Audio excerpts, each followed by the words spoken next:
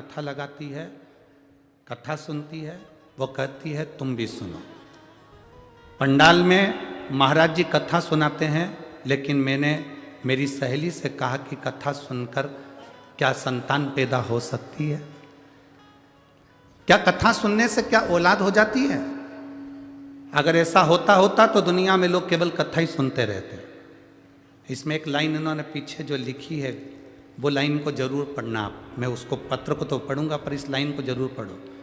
आप लोग चैनल पर भी पढ़ो। गुरुजी, मैं आपसे क्षमा मांगती हूँ, क्योंकि मैंने आप पर पहले कभी भरोसा नहीं किया था, और भोले बाबा ने मेरी झोली भर दी, तब मेरा भरोसा हुआ कि 26 साल बाद भी संतान हो सकती है।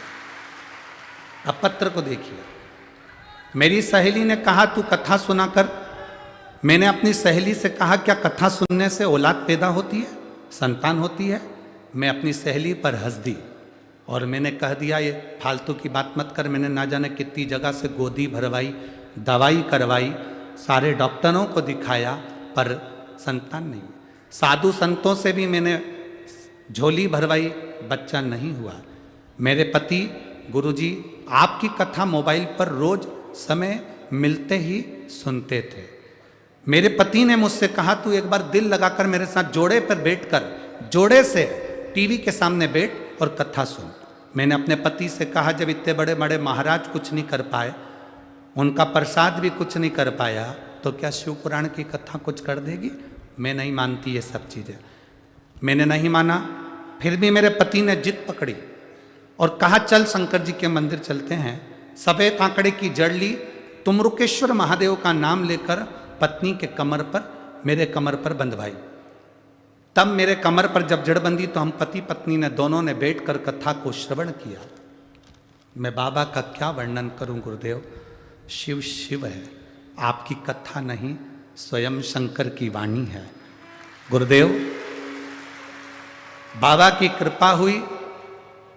जड़ बंधने के बाद मैंने पहली बार टीवी के सामने बैठकर कथा सुनी। हमेशा आपका बहिष्कार करती थी, लोगों को अपशब्द कहती थी, क्यों उस महाराज के चक्कर में पागल हो रहे हो, वो तो मूर्ख बनाने की मशीन खोल के बैठा है।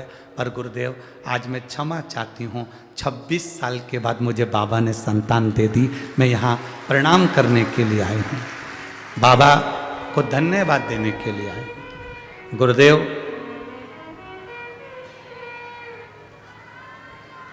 सारे द्वार घूम लिए, पर शिव का द्वार जैसा कोई द्वार नहीं।